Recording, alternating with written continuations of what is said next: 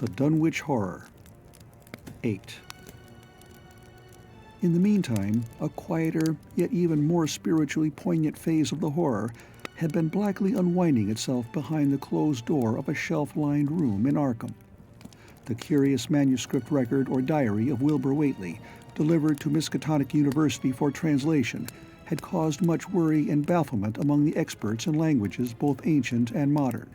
Its very alphabet, notwithstanding a general resemblance to the heavily shaded Arabic used in Mesopotamia, being absolutely unknown to any available authority. The final conclusion of the linguists was that the text represented an artificial alphabet, giving the effect of a cipher, though none of the usual methods of cryptographic solution seemed to furnish any clue, even when applied on the basis of every tongue the writer might conceivably have used. The ancient books taken from Whately's quarters, while absorbingly interesting and in several cases promising to open up new and terrible lines of research among philosophers and men of science, were of no assistance whatever in this matter. One of them, a heavy tome with an iron clasp, was in another unknown alphabet, this one of a very different cast, and resembling Sanskrit more than anything else. The old ledger was at length given wholly into the charge of Dr. Armitage, both because of his peculiar interest in the Whately matter, and because of his wide linguistic learning and skill in the mystical formulae of antiquity and Middle Ages. Armitage had an idea that the alphabet might be something esoterically used by certain forbidden cults which have come down from old times, and which have inherited many forms and traditions from the wizards of the Saracenic world. That question, however, he did not deem vital, since it would be unnecessary to know the origin of the symbols if, as he suspected, they were used as a cipher in a modern language. It was his belief that, considering the great amount of text involved, the writer would scarcely have wished the trouble of using another speech than his own, save perhaps in certain special formulae and incantations. Accordingly, he attacked the manuscript with the preliminary assumption that the bulk of it was in English.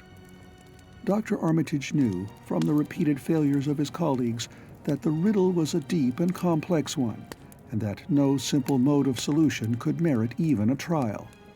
All through late August, he fortified himself with the massed lore of cryptography, drawing upon the fullest resources of his own library, and waiting night after night amidst the arcana of Trithemius' Polygraphia, Giambattista Porta's De Furtivis Literatum Notis, De Visionaire's Trait de Chiffre, Falconer's Cryptomenesis Patefacta, Davies and Thickness's 18th century treatises, and such fairly modern authorities as Blair, von Martin, and Kluber's Cryptographic.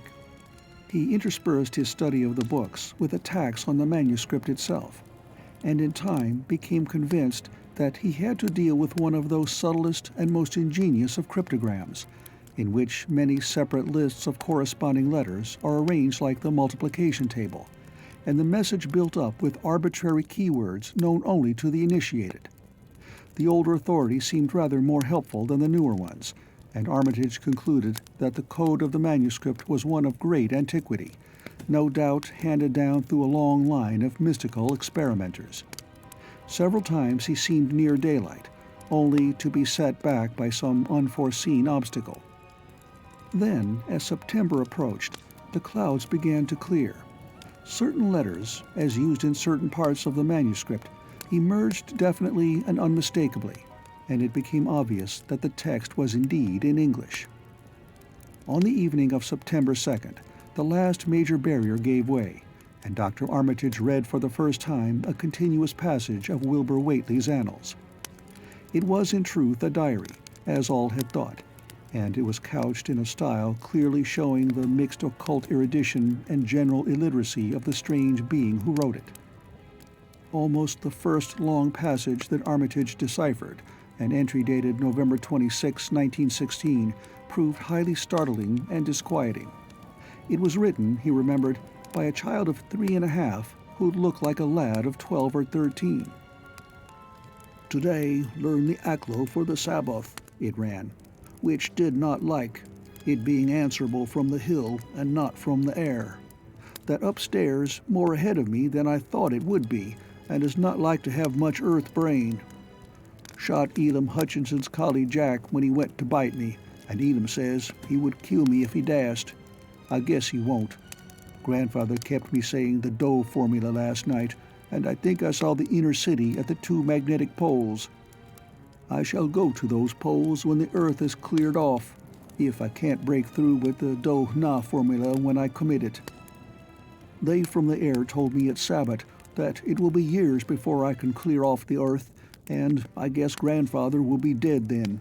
So I shall have to learn all the angles of the planes and all the formulas between the Ur and the Ningyur.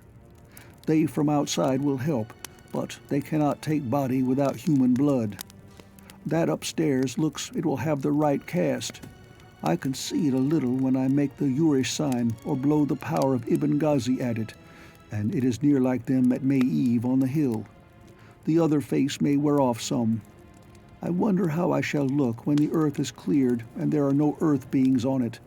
He that came with the Aklo Sabbath said, I may be transfigured, there being much of outside to work on. Morning found Dr. Armitage in a cold sweat of terror and a frenzy of wakeful concentration. He had not left the manuscript all night, but sat at his table under the electric light, turning page after page with shaking hands as fast as he could decipher the cryptic text. He had nervously telephoned his wife he would not be home, and when she brought him a breakfast from the house he could scarcely dispose of a mouthful. All that day he read on, now and then halted maddeningly as a reapplication of the complex key became necessary. Lunch and dinner were brought him, but he ate only the smallest fraction of either.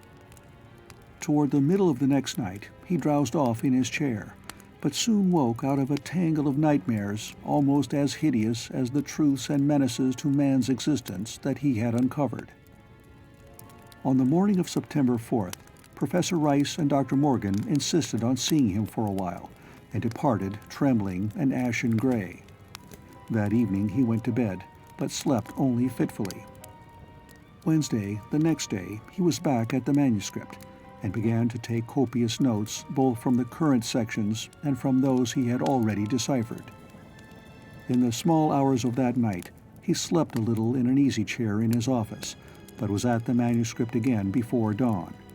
Sometime before noon, his physician, Dr. Hartwell, called to see him and insisted that he cease work. He refused, intimating that it was of the most vital importance for him to complete the reading of the diary, and promising an explanation in due course of time. That evening, just as twilight fell, he finished his terrible perusal and sank back exhausted.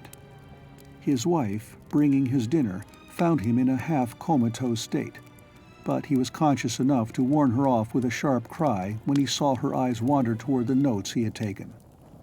Weakly rising, he gathered up the scribbled papers and sealed them all in a great envelope, which he immediately placed in his inside coat pocket. He had sufficient strength to get home, but was so clearly in need of medical aid that Dr. Hartwell was summoned at once. As the doctor put him to bed, he could only mutter over and over again, "But what in God's name can we do?" Dr. Armitage slept, but was partly delirious the next day. He made no explanations to Hartwell, but in his calmer moments spoke of the imperative need of a long conference with Rice and Morgan. His wilder wanderings were very startling indeed, including frantic appeals that something in a boarded-up farmhouse be destroyed, and fantastic references to some plan for the extirpation of the entire human race and all animal and vegetable life from the earth by some terrible elder race of beings from another dimension. He would shout that the world was in danger, since the elder things wished to strip it and drag it away from the solar system and cosmos of matter into some other plane or phase of entity from which it had once fallen, vigintillions of eons ago.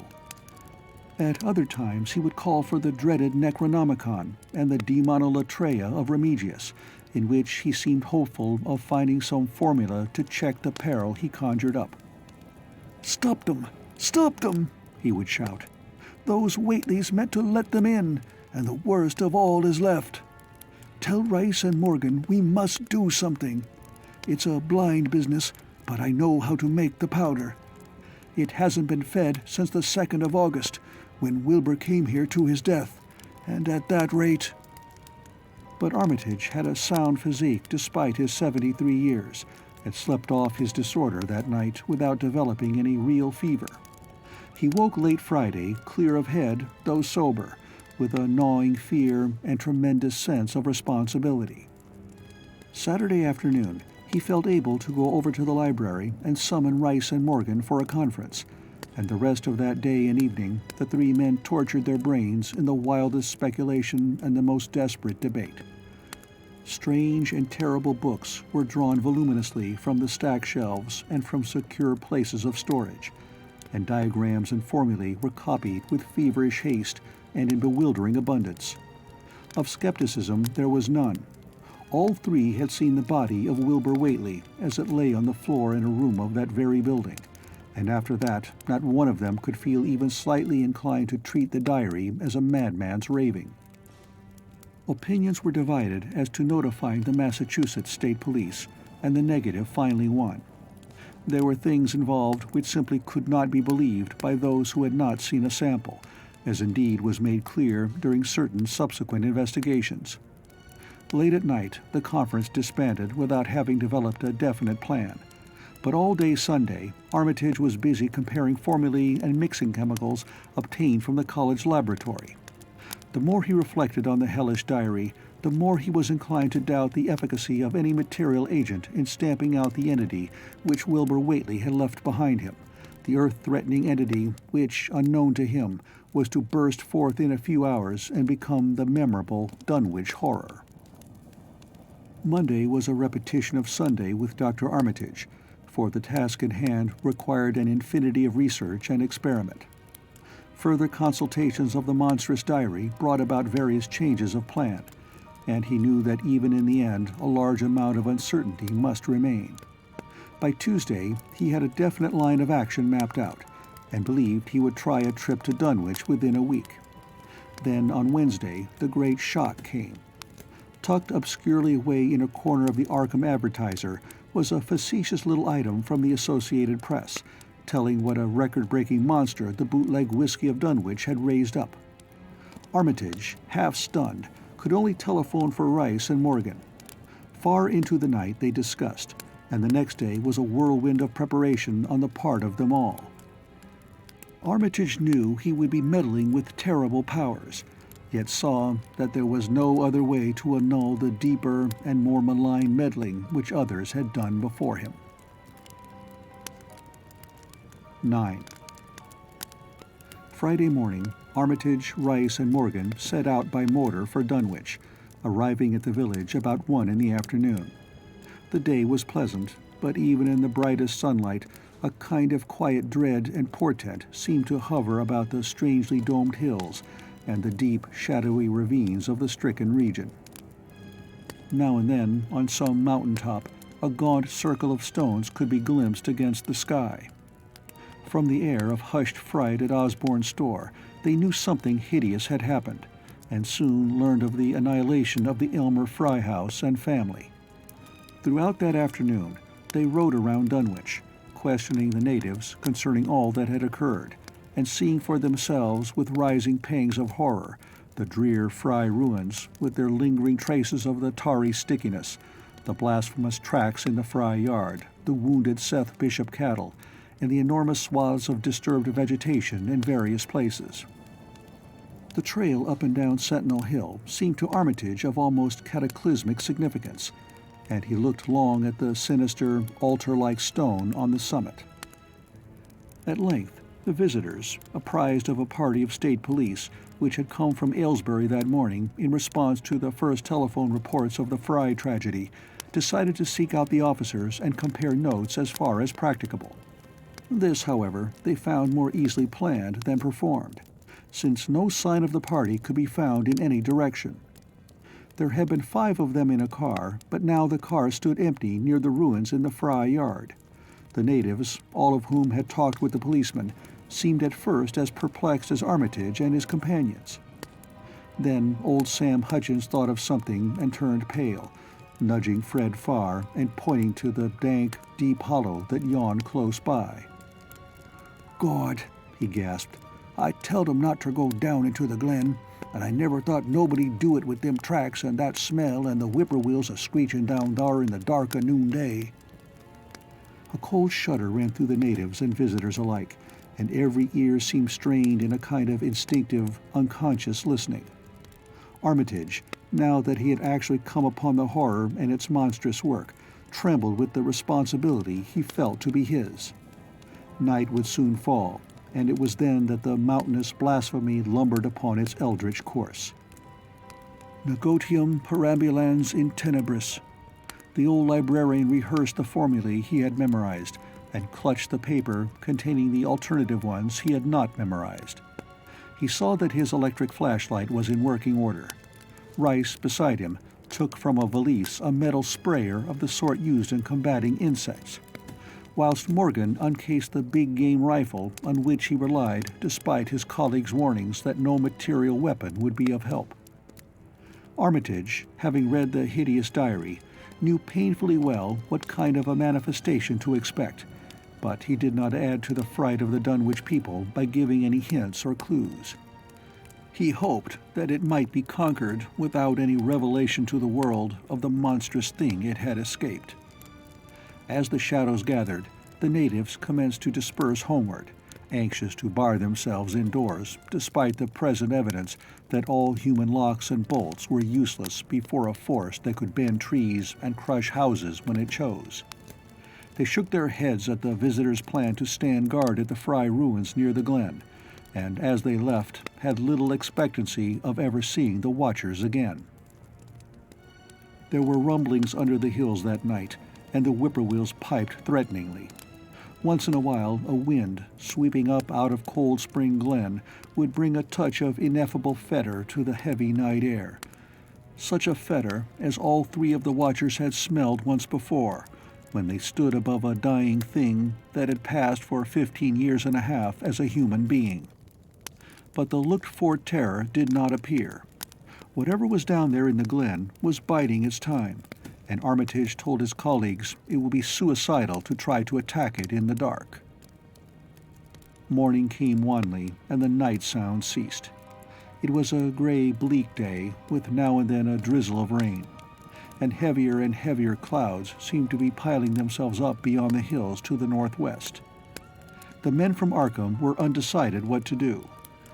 Seeking shelter from the increasing rainfall beneath one of the few undestroyed Fry outbuildings, they debated the wisdom of waiting, or of taking the aggressive and going down into the glen in quest of their nameless, monstrous quarry. The downpour waxed in heaviness, and distant peals of thunder sounded from far horizons. Sheet lightning shimmered, and then a forky bolt flashed near at hand, as if descending into the accursed glen itself.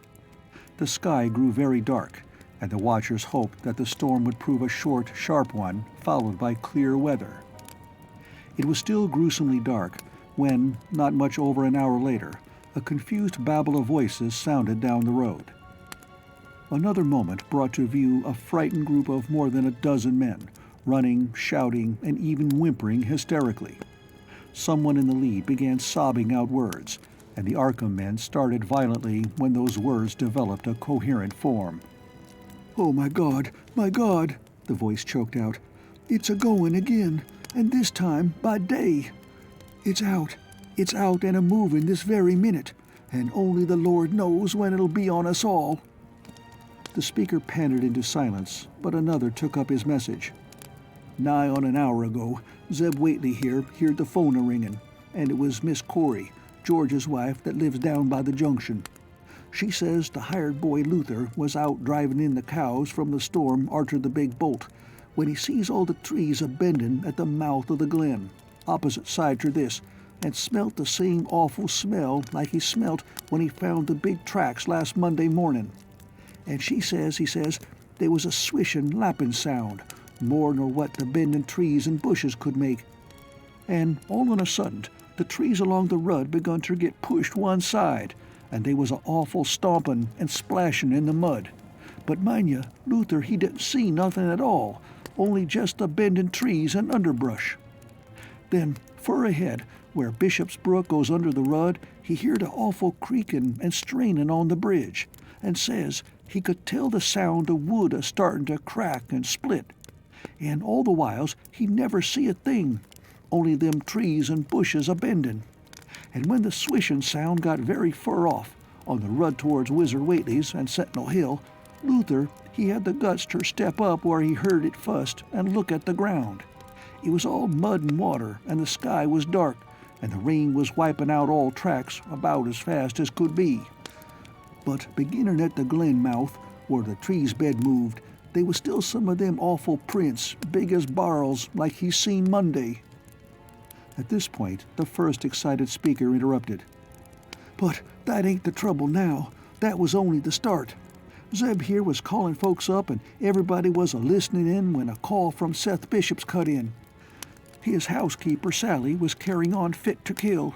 She just see the trees a-bending beside the rud, and says they was a kind of mushy sound, like a elephant puffin' and treadin', a-headin' for the house. Then she up and spoke sudden of a fearful smell, and says her boy Chancey was a-screamin' as how it was just like what he smelt up to the Whately ruins Monday mornin', and the dogs was all barkin' and whinin' awful. And then she let out a turrible yell, and says the shed down the rud had just caved in, like the storm had blowed it over, only the wind wa'n't strong enough to do that. Everybody was a-listenin', and you could hear lots of folks on the wire a-gaspin'. All to once, Sally she yelled again, and says the front yard picket fence bed just crumpled up, though they wa'n't no sign of what done it. Then everybody on the line could hear Chancey and old Seth Bishop a-yellin' too, and Sally was shrieking out that something heavy had struck the house, not lightning nor nothing, but something heavy agin the front that kept a-launching itself again and again, though you couldn't see nothing out the front winders. And then... Lines of fright deepened on every face, and Armitage, shaken as he was, had barely poise enough to prompt the speaker. And then Sally, she yelled out, "Oh, help, the house is a-cavin' in," and on the wire we could hear a terrible crashin' and a hull flock a-screamin', just like when Elmer Fry's place was took, only wuss. The man paused, and another of the crowd spoke. "That's all. Not a sound nor squeak over the phone arter that. Just still like. We that heard it got out Fords and wagons and rounded up as many able-bodied menfolks as we could get at Corey's place and come up here to see what you thought best to do. Not but what I think it's the Lord's judgment for our iniquities that no mortal can ever set aside." Armitage saw that the time for positive action had come, and spoke decisively to the faltering group of frightened rustics. "We must follow it, boys." He made his voice as reassuring as possible. "I believe there's a chance of putting it out of business. You men know that those Whateleys were wizards. Well, this thing is a thing of wizardry, and must be put down by the same means. I've seen Wilbur Whately's diary, and read some of the strange old books he used to read, and I think I know the right kind of spell to recite to make the thing fade away. Of course, one can't be sure, but we can always take a chance. It's invisible. I knew it would be. But there's a powder in this long-distance sprayer that might make it show up for a second. Later on, we'll try it. It's a frightful thing to have alive, but it isn't as bad as what Wilbur would have let in if he'd lived longer. You'll never know what the world has escaped. Now, we've only this one thing to fight, and it can't multiply. It can, though, do a lot of harm, so we mustn't hesitate to rid the community of it. We must follow it, and the way to begin is to go to the place that has just been wrecked. Let somebody lead the way. I don't know your roads very well, but I've an idea there might be a shorter cut across lots. How about it?" The men shuffled about a moment, and then Earl Sawyer spoke softly, pointing with a grimy finger through the steadily lessening rain. "I guess you can get to Seth Bishop's quickest by cutting across the lower medder here, wading the brook at the low place, and climbing through Carrier's mowing and the timber lot beyond. That comes out on the upper rud, mighty nigh Seth's, a leetle t'other side." Armitage, with Rice and Morgan, started to walk in the direction indicated, and most of the natives followed slowly. The sky was growing lighter, and there were signs that the storm had worn itself away. When Armitage inadvertently took a wrong direction, Joe Osborne warned him and walked ahead to show the right one. Courage and confidence were mounting, though the twilight of the almost perpendicular wooded hill which lay toward the end of their shortcut, and among whose fantastic ancient trees they had to scramble as if up a ladder, put these qualities to a severe test. At length they emerged on a muddy road to find the sun coming out. They were a little beyond the Seth Bishop place, but bent trees and hideously unmistakable tracks showed what had passed by. Only a few moments were consumed in surveying the ruins just around the bend. It was the Fry incident all over again, and nothing dead or living was found in either of the collapsed shells which had been the Bishop house and barn. No one cared to remain there amidst the stench and tarry stickiness, but all turned instinctively to the line of horrible prints leading on toward the wrecked Whately farmhouse and the altar-crowned slopes of Sentinel Hill. As the men passed the site of Wilbur Whately's abode, they shuddered visibly, and seemed again to mix hesitancy with their zeal. It was no joke tracking down something as big as a house that one could not see, but that had all the vicious malevolence of a demon. Opposite the base of Sentinel Hill, the tracks left the road, and there was a fresh bending and matting visible along the broad swath marking the monster's former route to and from the summit. Armitage produced a pocket telescope of considerable power and scanned the steep green side of the hill. Then he handed the instrument to Morgan, whose sight was keener. After a moment of gazing, Morgan cried out sharply, passing the glass to Earl Sawyer and indicating a certain spot on the slope with his finger. Sawyer, as clumsy as most non-users of optical devices are, fumbled a while, but eventually focused the lenses with Armitage's aid. When he did so, his cry was less restrained than Morgan's had been. "God almighty, the grass and bushes is a-movin'. It's a-goin' up, slow-like, creepin' up ter the top this minute. Heaven only knows what fer." Then the germ of panic seemed to spread among the seekers. It was one thing to chase the nameless entity, but quite another to find it. Spells might be all right, but suppose they weren't. Voices began questioning Armitage about what he knew of the thing, and no reply seemed quite to satisfy. Everyone seemed to feel himself in close proximity to phases of nature and of being utterly forbidden and wholly outside the sane experience of mankind. 10. In the end, the three men from Arkham, old, white-bearded Dr. Armitage, stocky, iron-gray Professor Rice, and lean, youngish Dr. Morgan, ascended the mountain alone. After much patient instruction regarding its focusing and use, they left the telescope with the frightened group that remained in the road. And as they climbed, they were watched closely by those among whom the glass was passed around. It was hard going, and Armitage had to be helped more than once. High above the toiling group, the great swath trembled as its hellish maker repassed with snail-like deliberateness. Then it was obvious that the pursuers were gaining. Curtis Whately, of the undecayed branch, was holding the telescope when the Arkham party detoured radically from the swath. He told the crowd that the men were evidently trying to get to a subordinate peak which overlooked the swath at a point considerably ahead of where the shrubbery was now bending. This indeed proved to be true, and the party were seen to gain the minor elevation only a short time after the invisible blasphemy had passed it. Then Wesley Corey, who had taken the glass, cried out that Armitage was adjusting the sprayer which Rice held, and that something must be about to happen. The crowd stirred uneasily, recalling that this sprayer was expected to give the unseen horror a moment of visibility. 2 or 3 men shut their eyes, but Curtis Whately snatched back the telescope and strained his vision to the utmost.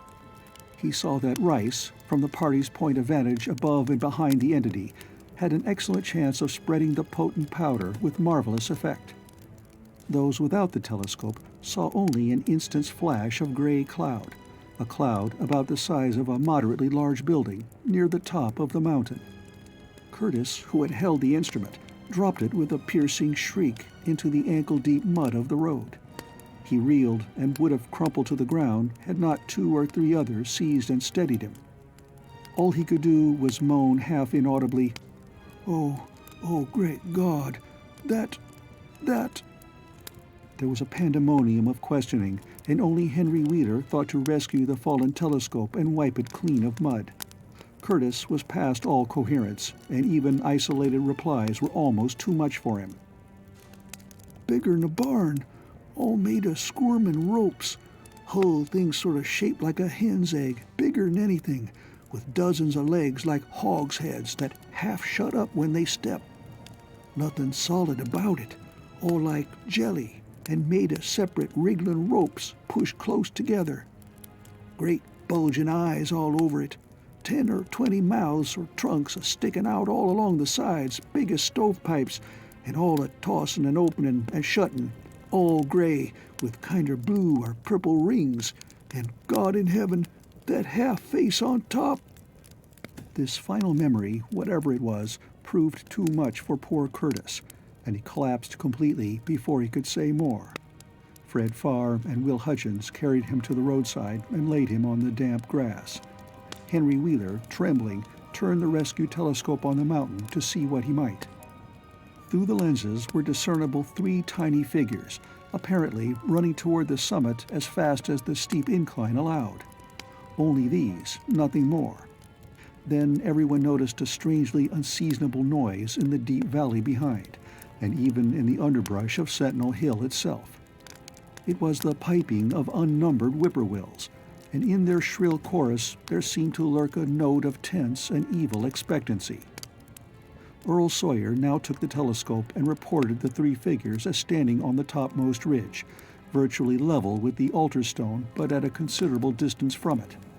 One figure, he said, seemed to be raising its hands above its head at rhythmic intervals. And as Sawyer mentioned the circumstance, the crowd seemed to hear a faint, half-musical sound from the distance, as if a loud chant were accompanying the gestures. The weird silhouette on that remote peak must have been a spectacle of infinite grotesqueness and impressiveness, but no observer was in a mood for aesthetic appreciation. "I guess he's saying the spell," whispered Wheeler as he snatched back the telescope. The whippoorwills were piping wildly, and in a singularly curious, irregular rhythm, quite unlike that of the visible ritual. Suddenly, the sunshine seemed to lessen without the intervention of any discernible cloud. It was a very peculiar phenomenon, and was plainly marked by all. A rumbling sound seemed brewing beneath the hills, mixed strangely with a concordant rumbling, which clearly came from the sky. Lightning flashed aloft, and the wondering crowd looked in vain for the portents of storm. The chanting of the men from Arkham now became unmistakable, and Wheeler saw through the glass that they were all raising their arms in the rhythmic incantation. From some farmhouse far away came the frantic barking of dogs. The change in the quality of the daylight increased, and the crowd gazed about the horizon in wonder. A purplish darkness, born of nothing more than a spectral deepening of the sky's blue, pressed down upon the rumbling hills. Then the lightning flashed again, somewhat brighter than before, and the crowd fancied that it had showed a certain mistiness around the altar stone on the distant height. No one, however, had been using the telescope at that instant. The whippoorwills continued their irregular pulsation, and the men of Dunwich braced themselves tensely against some imponderable menace with which the atmosphere seemed surcharged. Without warning came those deep, cracked, raucous vocal sounds which will never leave the memory of the stricken group who heard them. Not from any human throat were they born, for the organs of man can yield no such acoustic perversions. Rather, one would have said they came from the pit itself, had not their source been so unmistakably the altar stone on the peak. It is almost erroneous to call them sounds at all, since so much of their ghastly, infra-bass timbre spoke to dim seats of consciousness and terror far subtler than the ear. Yet one must do so, since their form was indisputably, though vaguely, that of half-articulate words. They were loud as the rumblings and the thunder above which they echoed, yet did they come from no visible being.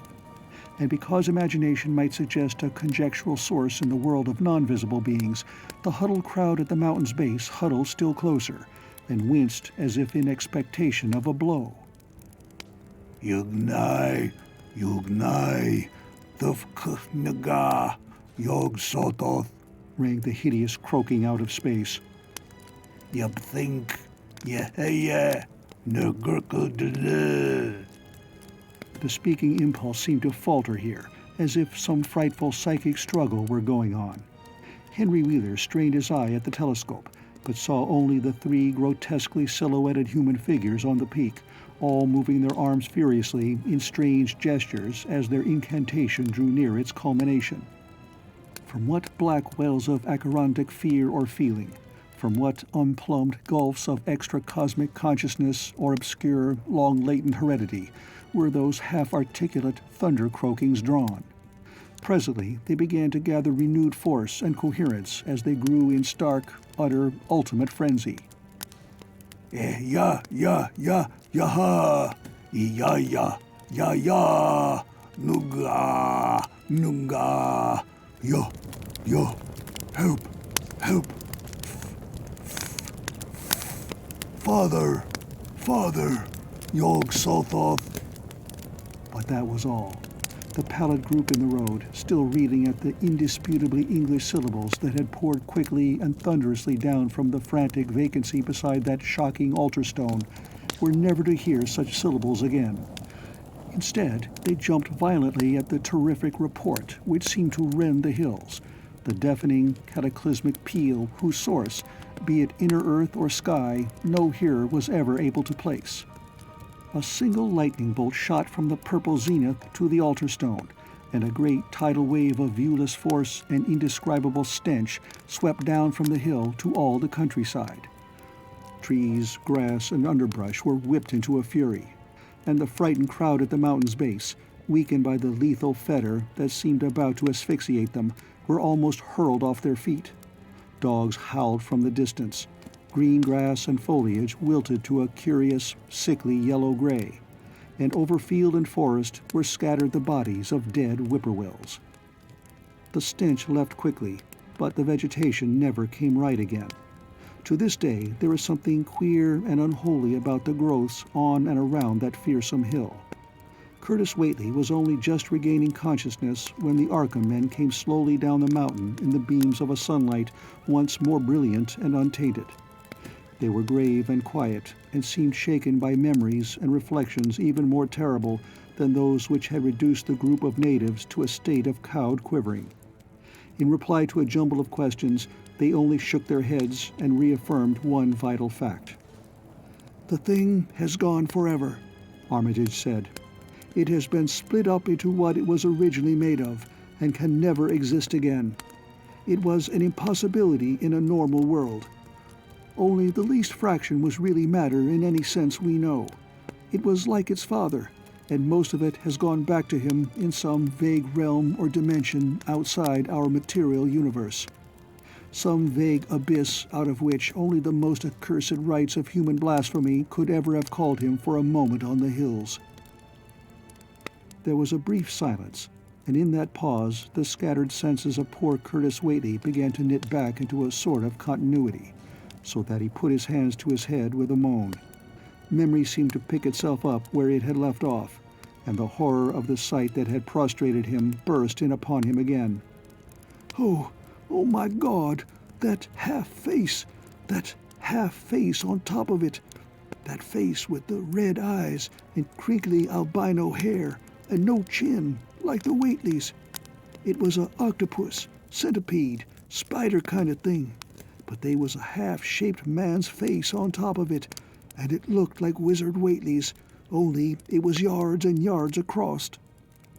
He paused exhausted, as the whole group of natives stared in a bewilderment not quite crystallized into fresh terror. Only old Zebulon Whately, who wanderingly remembered ancient things but who had been silent heretofore, spoke aloud. 15 year gone, he rambled. I heard old Whately say as how some day we'd hear a child of old Lavinia's a-calling its father's name on the top of Sentinel Hill. but Joe Osborne interrupted him to question the Arkham men anew. What was it anyhow? And however did young Wizard Whately call it out of the air it come from? Armitage chose his words carefully. It was mostly a kind of force that doesn't belong in our part of space. A kind of force that acts and grows and shapes itself by other laws than those of our sort of nature. We have no business calling in such things from outside, and only very wicked people and very wicked cults ever try to. There was some of it in Wilbur Whately himself, enough to make a devil and a precocious monster of him, and to make his passing out a pretty terrible sight. I'm going to burn his accursed diary, and if you men are wise, you'll dynamite that altar stone up there and pull down all the rings of standing stones on the other hills. Things like that brought down the beings those Whateleys were so fond of, the beings they were going to lead intangibly to wipe out the human race and drag the earth off to some nameless place for some nameless purpose. But as to this thing we've just sent back, the Whateleys raised it for a terrible part in the doings that were to come. It grew fast and big from the same reason that Wilbur grew fast and big, but it beat him because it had a greater share of the outsideness in it. You needn't ask how Wilbur called it out of the air. He didn't call it out. It was his twin brother, but it looked more like the father than he did. The end of The Dunwich Horror by H.P. Lovecraft.